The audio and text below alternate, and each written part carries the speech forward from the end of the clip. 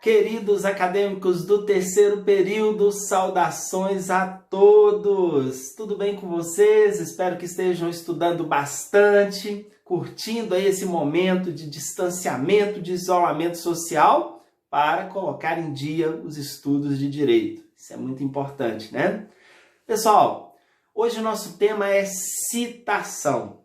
Base referencial normativa, artigo 238 do Código de Processo Civil, referência doutrinária Misael Montenegro Filho, Marcos Vinícius Rios Gonçalves, e também a nossa apostila, estou encaminhando para vocês lá no portal do aluno, apostila contendo um roteiro do estudo relacionado a essa temática tão relevante.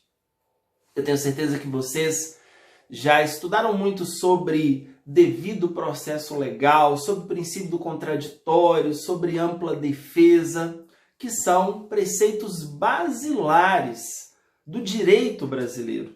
E no processo civil, ainda mais. Para que tenha um devido processo legal, para que seja resguardado o contraditório, para que seja garantida a ampla defesa, é imprescindível que haja citação do réu. O réu ele tem que ser citado, ele tem que ser comunicado oficialmente, formalmente, de que existe uma demanda proposta contra ele, para que ele possa integrar a relação processual, para que ele tenha a oportunidade de manifestação, de apresentar a sua impugnação, a sua defesa, para que ele possa intervir nesse processo em condição jurídica idêntica à do autor. Não há processo válido se nós não tivermos uma citação válida do réu. Então, a citação é um elemento muito importante do processo civil. E é exatamente sobre isso que nós vamos discorrer aqui um pouco.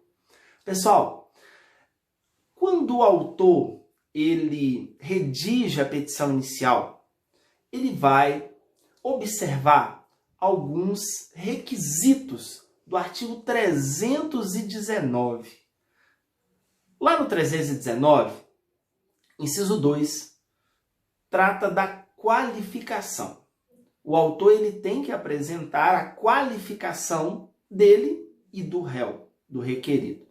A qualificação contempla não apenas dados pessoais e informações subjetivas, como a questão de estado civil, a profissão, mas é necessário também apresentar domicílio e residência, os dados que permitam encontrar essa pessoa, exatamente para que ela seja devidamente citada, para que o Poder Judiciário tenha condição de encontrar essa pessoa para ser citada.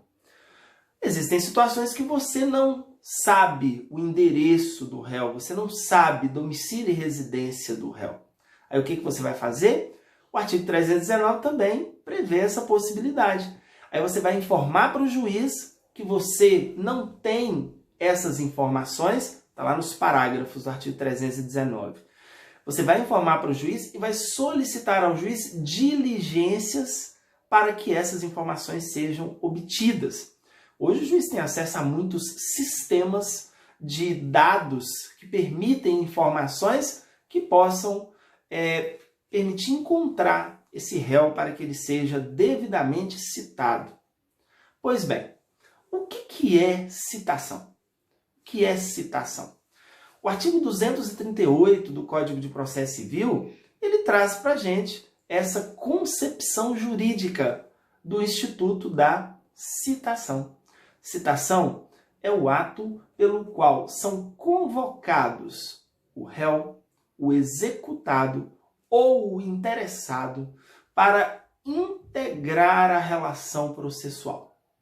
Então, a citação é o ato pelo qual se convoca a juízo o réu. Quem é o réu? O réu é aquele que figura no polo passivo da relação jurídica processual. É quem você colocou ali como demandado, como requerido na ação. Quem é o executado? Executado é aquela pessoa que figura no polo passivo de uma relação jurídica processual de execução. É o devedor, é a pessoa contra quem você ajuizou uma execução. E quem é o interessado? São pessoas que não integram a relação jurídica processual, mas por uma questão de cautela do próprio legislador, por uma questão de validade do processo e a fim de evitar questionamentos futuros, essa pessoa precisa ser convocada, ela precisa ser comunicada sobre a existência do processo. Então nós temos a citação do réu, do executado lá nos processos de execução e também de eventuais interessados em algumas situações que a lei assim exige. E qual é a finalidade da citação? Então vamos ter cuidado.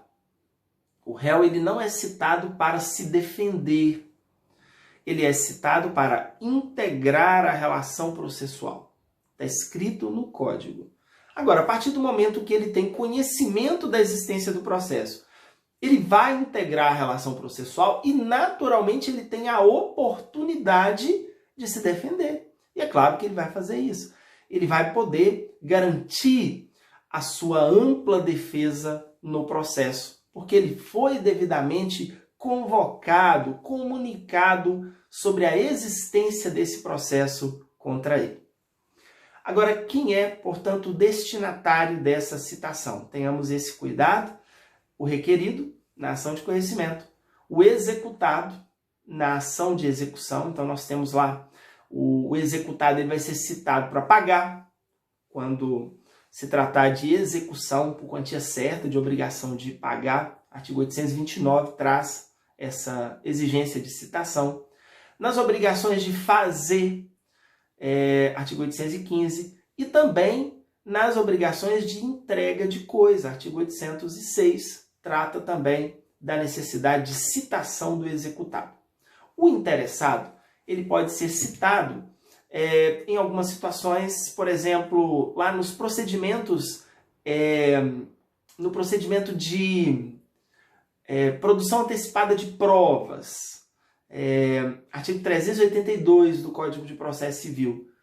O suposto réu, aquela pessoa que possivelmente vai sofrer um processo de conhecimento após a produção dessa prova, ele precisa ser citado para acompanhar a produção da prova.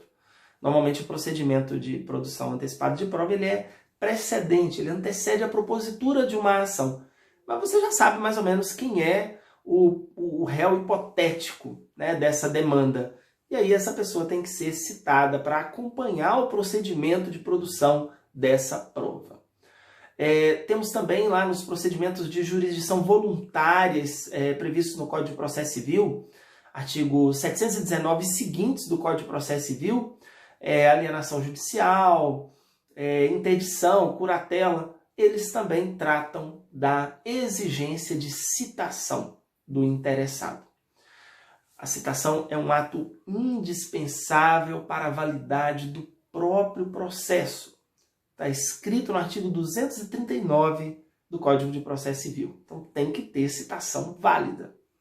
Inclusive, se a citação não for válida, essa questão, gente, ela pode ser suscitada a qualquer tempo, porque é uma violação ao devido processo legal, ao princípio, né, do contraditório, da ampla defesa, que são preceitos constitucionais. Então essa matéria ela pode ser suscitada posteriormente, no momento de um recurso, até após o trânsito em julgado, você poderia questionar a questão da nulidade de citação no processo.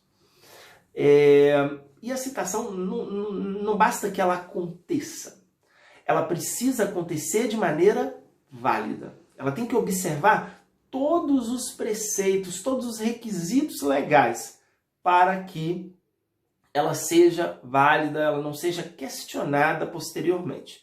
Essa previsão ela está consignada expressamente no artigo 280 do Código de Processo Civil. Um detalhe importante é quem pode receber o mandado de citação.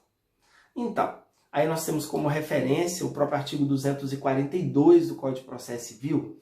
A citação é pessoal. Então ela é dirigida, ela é direcionada ao réu. Então quem tem que receber? Em tese, o réu, aquele que figura no polo passivo da relação processual. Lembrando, gente, que nós temos várias modalidades de citação. Então a citação ela pode ser eletrônica, então principalmente todas as pessoas jurídicas cadastradas. A pessoa jurídica tem que estar cadastrada no sistema do processo eletrônico. Ela é citada pelo PJE. Então não há necessidade de uma citação por oficial de justiça, pelo correio. Agora, quando não é possível a citação por meio eletrônico, ela vai ser feita então por oficial de justiça, pelo correio. Ela pode ser feita até mesmo pelo escrivão lá no balcão da secretaria, se o réu lá comparecer. Ela pode ser feita também por edital em algumas situações em que não for possível encontrar o domicílio e residência desse réu. Então são várias modalidades aí. Normalmente a citação, sempre quando for de pessoa jurídica, ela vai ser feita por meio eletrônico. Agora, quem é que pode receber essa citação? Vamos imaginar que não seja o réu pessoalmente, ou em algumas situações esse réu ele é representado.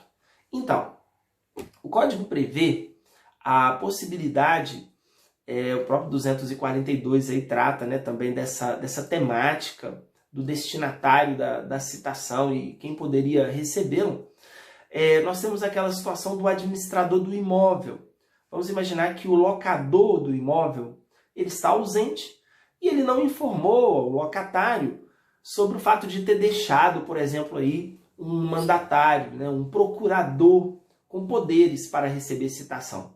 Então, nesse caso, se o locatário ele tiver de ajuizar alguma ação, figurando no polo passivo o locador, o proprietário do imóvel, ele pode ajuizar a demanda contra o proprietário, o locador, e pode pedir a citação desse réu na pessoa do administrador do imóvel. Essa é uma possibilidade aí também. No caso da União, do Estado, do Distrito Federal, do município, dessas pessoas jurídicas de direito público interno, né, suas autarquias, fundações de direito público, elas são citadas por meio da advocacia pública correspondente. Normalmente aí as procuradorias, né, no caso do município, do estado, elas são responsáveis pelo recebimento desse ato citatório.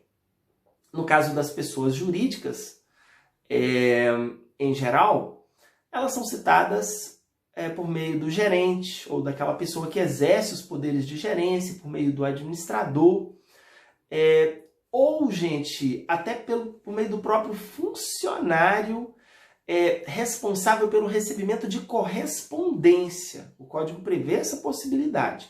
Então, é preciso ter bastante cautela aí na empresa com quem está recebendo eventuais mandados de citação para evitar um extravio, para evitar algum prejuízo voltado para a efetiva defesa da pessoa jurídica em situações como essa.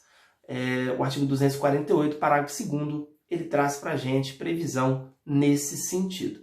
Agora, se a pessoa jurídica ela está devidamente cadastrada no PJE, ela vai ser citada por meio eletrônico e aí até evita esse risco, né, de não receber efetivamente o mandado de citação, de acontecer algum extravio após a entrega lá na sede da empresa. Então tem que ter aí esse cuidado.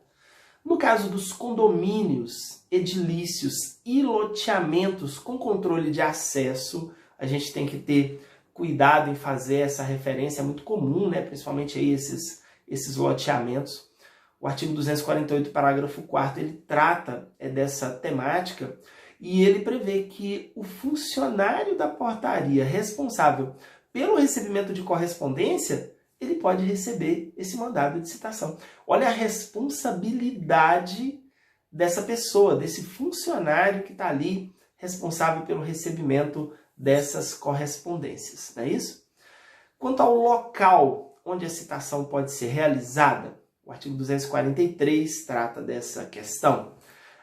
A citação pode ser realizada em qualquer lugar onde o réu ele possa ser encontrado. Então não tem, em regra geral, uma restrição. Ele pode ser citado em casa, ele pode ser citado no local de trabalho, no ambiente de lazer, não há restrição nesse sentido. Agora, existem alguns impedimentos legais para a realização da citação, previsto no artigo 244, que são algumas situações que a lei, de certa forma, ela tenta evitar que o ato citatório aconteça. Então, quando acontecer algum impedimento legal, a citação, ela, em tese, não será realizada. É até uma questão de bom senso. Normalmente, quando acontece alguma dessas hipóteses previstas no artigo 244, o próprio oficial de justiça, quando a citação é por meio do oficial, ele já deixa de realizar o ato citatório. Mas é importante, né, que as pessoas tenham conhecimento também dessas hipóteses. Quais são essas situações? Vamos falar aqui agora. Mas antes é importante destacar também o seguinte, tem uma exceção. Esses impedimentos legais, eles não se aplicam naquelas situações em que há o risco de perecimento do direito. Então, naquelas situações de urgência em que a citação é extremamente necessária, como forma de evitar o perecimento do direito, ela pode ser realizada mesmo nessas hipóteses previstas no artigo 244, ok? Quais são essas hipóteses? Então, a primeira é a citação de quem estiver participando de ato de culto religioso. Então, para respeitar aquele momento ali de fé, aquela manifestação de crença da pessoa, esse respeito aí, né, a essa crença individual, a citação não será realizada durante aquele momento em que a pessoa estiver participando do ato de culto religioso. Nada impede que o oficial de justiça fique lá do lado de fora aguardando, né, a pessoa terminar o culto religioso para que ela possa ser devidamente citada, né? É verdade. Uma outra situação, gente, é dos parentes próximos e também do cônjuge ou companheiro do falecido nos 7 dias subsequentes ao falecimento. Então, o cônjuge ou o companheiro e também os parentes próximos, eles não serão citados nos 7 dias posteriores ao falecimento de alguém. É claro que o oficial de justiça ele não tem obrigação de saber disso, né?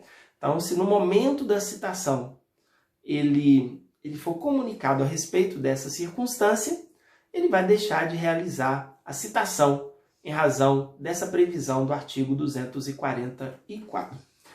Uma terceira situação é a dos casados, os 3 primeiros dias de casamento, após o casamento, esse período aí de lua de mel. O Código de Processo Civil também resguarda, ele prevê que não haverá a citação. E a última hipótese é dos doentes em estado grave. O doente em estado grave, ele também não será citado, até por uma questão óbvia, a dificuldade que ele vai ter de manter um contato com o advogado, de conversar sobre a questão envolvendo aquele processo, no momento aí bastante dramático, né, da sua vida, quando ele estiver em estado grave. Não basta estar doente, ele tem que estar doente em estado grave. O oficial de justiça, se for o caso, vai também certificar essa situação no momento que ele comparecer para realizar o ato citatório. Um outro detalhe importante é sobre a citação daquela pessoa que for considerada mentalmente incapaz. Quando o autor vai qualificar o réu na petição inicial, não necessariamente ele coloca informações como essa. Às vezes o próprio autor não sabe que o réu ele tem um problema mental sério que o impede de receber a citação validamente. Então, se o oficial de justiça constatar no momento da citação que o réu ele é mentalmente incapaz, ele não será citado. Está previsto aí no artigo 245, situação em que o juiz ele vai nomear um curador para acompanhar o feito, para que ele possa, portanto, representar os interesses desse réu no processo. Ok? São essas as informações de hoje relacionadas à citação. Na próxima aula nós vamos falar sobre dois temas muito importantes, também relacionados à citação, que são efeitos da citação e também modalidades de citação, ok? Muito obrigado a todos pela atenção, um grande abraço.